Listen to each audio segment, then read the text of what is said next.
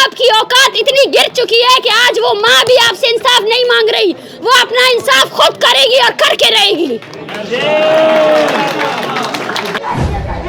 आजादी आजादी आजादी। अरे इंतिया तो देखो जालिमो, आज बलोच माए आपसे, आप उनके वो प्यारे जो आपने मसख करके फेंक दिए, वो आपसे ये नहीं मांगते कि हमें इंसाफ दो, हमारे बच्चों के कातिलों को सजा दो। वो आपसे ये मांगते हैं कि शिनाख्त करके दो कि ये मेरा बेटा है या नहीं है।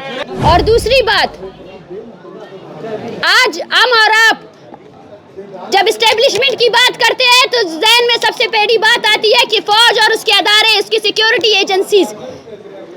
हम उस साफी को भूल जाते हैं जो फौजी साफी है, हम उस वकील को भूल जाते हैं जो फौजी वकील है,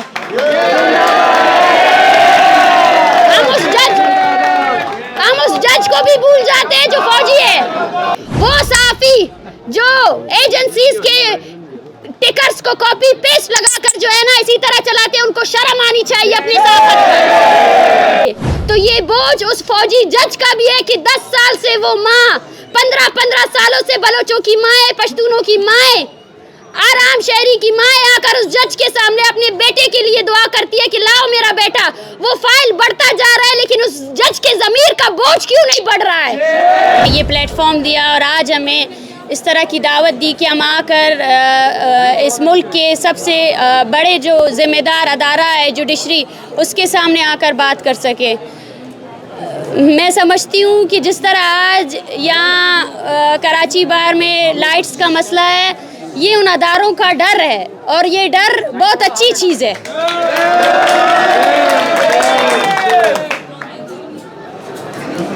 वो धीमी सी आवाज़ जब एक माँ की चीख बलूचिस्तान में निकलती है, जब उसके आंखों के सामने उसके प्यारे को उठा कर लेकर जाया जाता है, उस आवाज़ से शायद ये खौफज़दा नहीं है। लेकिन आज हम सब जो कहते हैं कि हमारी एक्टिविज़म से इनको परेशानी नहीं है, देखें तो सही, आज एक सुपर पावर लाइट का आंख मचोली खेल रही है ताकि मैं सच को छुपा सकूं।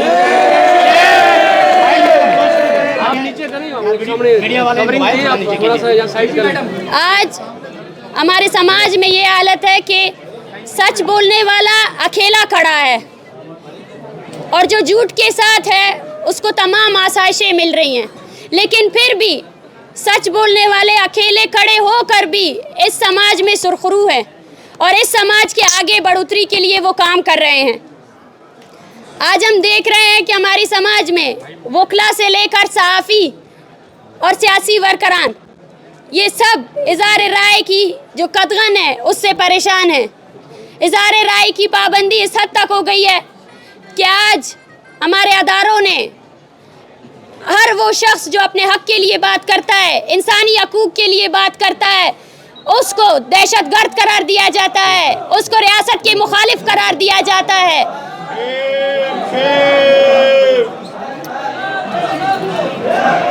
इस घुटनज़दा माहौल में भी कराची बार की क़यादत ने इस तरह का प्रोग्राम रखकर ये ज़ाहिर किया है कि अब भी इस समाज में ऐसे लोग मौजूद हैं जो इंसानी हकूक़ के लिए बात करते हैं, जो मज़लूम अक़वाम के लिए बात करते हैं। कौन कहता है कि यहाँ कोई कानून नहीं है? मैं समझती हूँ यहाँ कानून है और वो कानून है जंगल का कानून।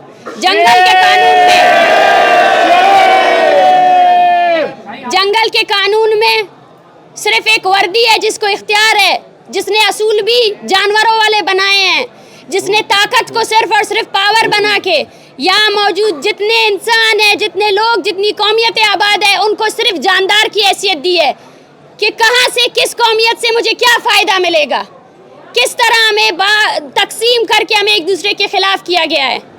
और आज जो आइन को अमेंडमेंट करने की बात की जा रही है, मैं समझती हूँ बलोच ने इस पर पहले ही बात की थी कि आपका कानून, आपका आइन एप्लीकेबल नहीं है। आज अगर वो एप्लीकेबल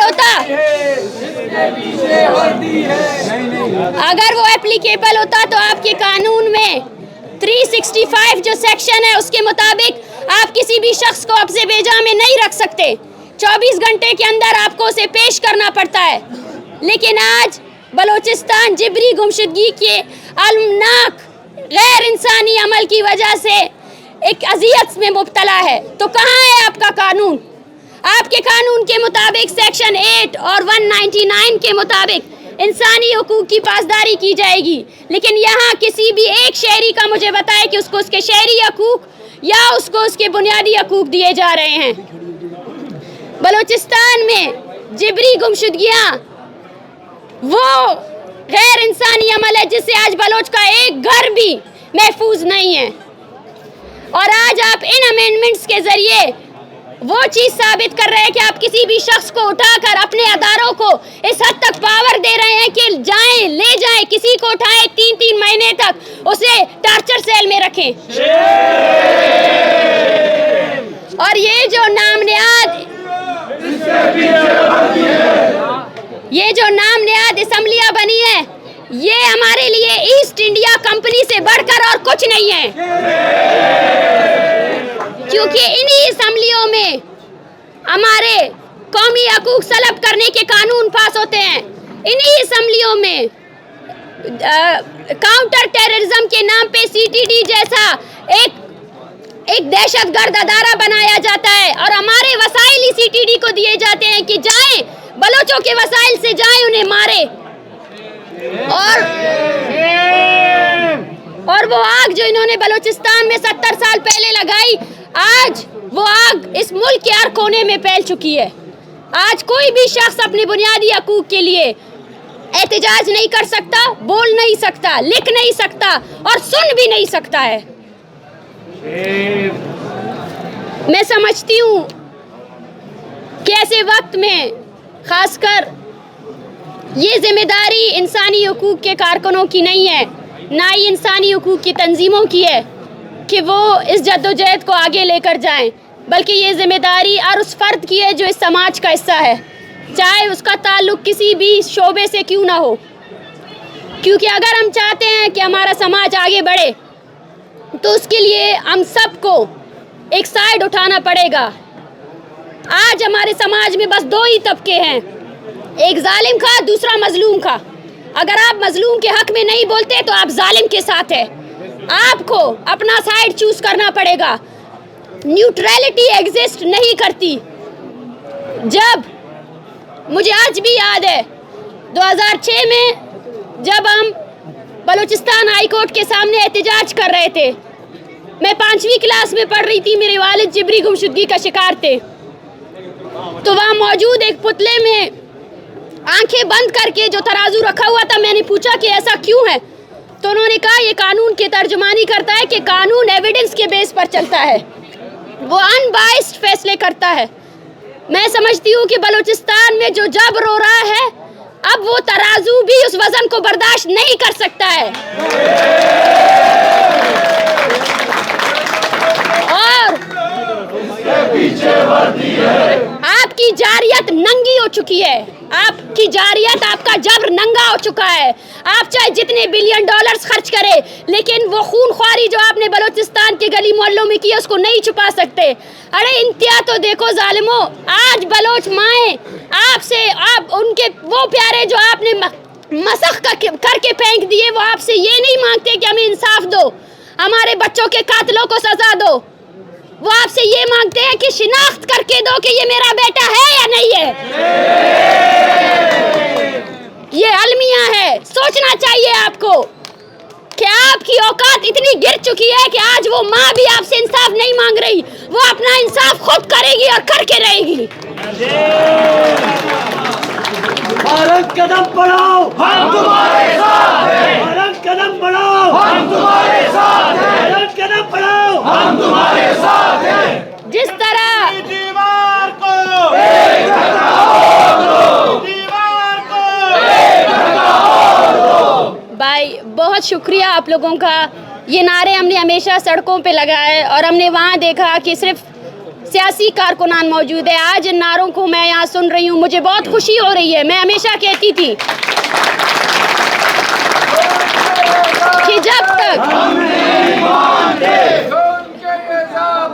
हम नहीं मानते, जब तक हम नहीं मानते, जब तक हम मुत्तहिद होकर इस जबर के खिलाफ, इस फाशिज्म के खिलाफ गैर मशरूत तौर पर मजलूम अक़वाम की नुमाइंदगी नहीं करेंगे, उनके लिए आवाज़ नहीं उठाएंगे, तो यकीन कीजिए मुआशरा कभी आगे नहीं बढ़ेगा। इस जंगल के कानून को चैलेंज करना पड़ेगा और बताना पड़ेगा कि ये समाज हमारा है, या यहाँ पे रहने वाले कौमियतों को उनके तमाम हकूक दिए जाएं। अगर आप अमेंड करना चाहते हैं अपने कानून को, तो सबसे पहले बताएं पिछले कानून के किस चीज़ पर आपने अमल किया, या अगर जंगल का कानून है तो फिर ये नाटक कहाँ से लगाया हुआ है कि अमेंड करेंगे, कोर्ट्स बनाएंगे। आपके पहले कोर्ट्स ने क्या फैसला किया है? जुल्म के ये ज़ाब्ते हम नहीं मानते, और जुल्म के ये ज़ाब्ते हम नहीं मानते। और दूसरी बात, आज हम और आप जब इस्टेब्लिशमेंट की बात करते हैं तो ज़हन में सबसे पहली बात आती है कि फौज और उसके अदारे, उसकी सिक्योरिटी एजेंसीज। हम उस साफी को भूल जाते हैं जो फौजी साफी है, हम उस वकील को भूल जाते हैं जो फौजी वकील है,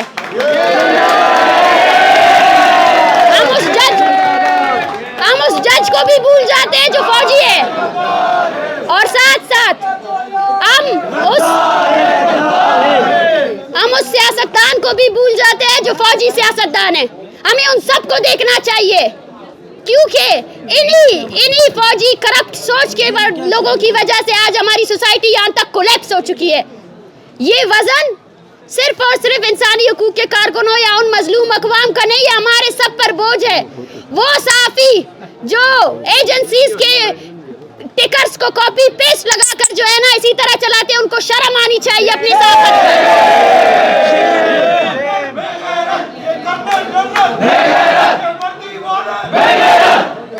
और सबसे बड़ी बात, वो वकील या वो जज जो 10 साल से, जब मेरी पेशी हो रही थी यहाँ कराची में कोर्ट में, तो उस दौरान 1 घंटे तक सिर्फ मिसिंग पर्सन्स फैमिलीज के केसेस चल रहे थे। उस वक्त मुझे मेरे वालिद की बात याद आई कि आप जब अपने दर्द को इनफरादियत के बेसिस पे देखते हैं कि आप अकेले इस जुल्म के शिकार हैं, तो आप मायूस हो जाते हैं, कमज़ोर हो जाते हैं। आपको ये देखना चाहिए कि आपके इर्द गिर्द कितने लोग हैं जो इसी जबर का शिकार है, तब आप उनको अपनी ताकत बनाएंगे। तो ये बोझ उस फौजी जज का भी है कि 10 साल से वो माँ, 15 सालों से बलोचों की माएँ, पश्तूनों की माएँ, आराम शहरी की माएँ आकर उस जज के सामने अपने बेटे के लिए दुआ करती है कि लाओ मेरा बेटा। वो फाइल बढ़ता जा रहा है, लेकिन उस जज के ज़मीर का बोझ क्यों नहीं बढ़ रहा है?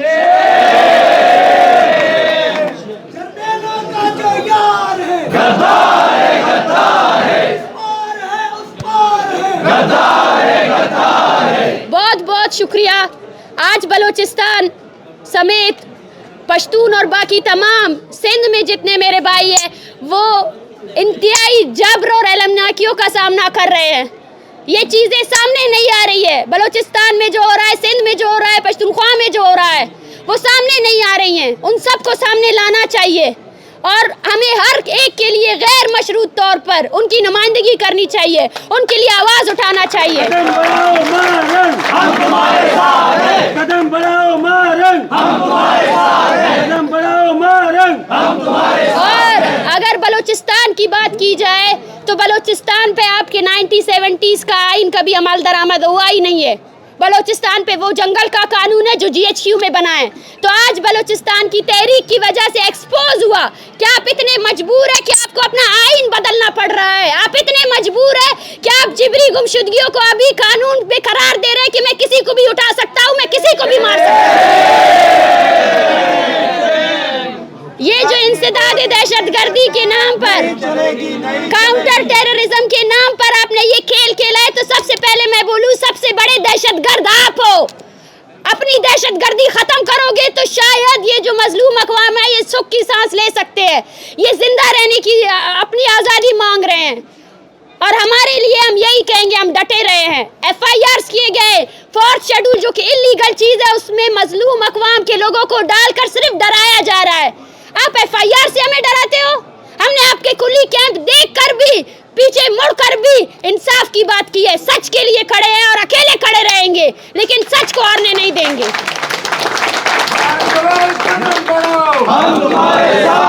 और आज आज मिसिंग पर्सन्स फैमिलीज बलोचिस्तान की वो जंग लड़ रही हैं जो बलोचिस्तान के लिए आने वाले वक्तों में एक बहुत बड़ी तहरीक को उभारेंगी। लॉन्ग मार्च हुआ, इन्हीं फैमिलीज के ऊपर इनके खिलाफ FIR दर्ज की गए। राजी मुच्ची हुआ, राजी मुच्ची में कत्ल का FIR दर्ज किया गया।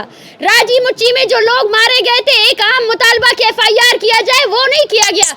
लेकिन आज मिसिंग पर्सन्स फैमिलीज उन्हीं अदालतों में जिन्होंने उनके प्यारों को बाजियाब नहीं किया, आज उन्हीं अदालतों में चक्कर लगाकर अपने भी केसेस काट रहे हैं। ये हम सब के लिए, ये हम सब के लिए, जुल्म के ये ज़ाब्ते हम नहीं मानते। ये हम सब के लिए एक तारीफ साज लम्हा है कि आज हम फैसला कर ले कि हम किस तरफ खड़े हैं। वो कानून जो हमारे लिए बनाया गया, वो कानून जो इंसानी हकूक़ के लिए बनाया गया, आज उसी कानून के ज़रिए इंसानी हकूक़ की वायलेशंस की जा रही है। तो हमें बोलना चाहिए और सबसे बड़ा आज जो जिम्मेदारी आयद होती है वो आप लोगों पर होती है, वो आप लोगों पर होती है कि आप बात करें इस पर। हमें खुद नहीं पता है कि ईस्ट इंडिया कंपनी जैसे कौमी असम्बलियों और सूबाई असम्बलियों में कितने गैर कानूनी तरीक़ेकार से आइन को बदला जा रहा है, लेकिन आपको पता है और आप इस पर बात कर सकते हैं। यह आपका फ़र्ज़ है, यह आपकी ड्यूटी है कि आप अपने प्रोफेशन के साथ ईमानदारी के साथ जो है ना उन लोगों की नुमाइंदगी करें जो आप पर आकर देखते हैं। जब कोई फौजी उनके बेटे को उठा कर लेकर जाता है तो एक वकील के पास आता है कि आप उसे बाजियाब कराओ। बहुत बहुत शुक्रिया कराची बार का और आप दोस्तों का।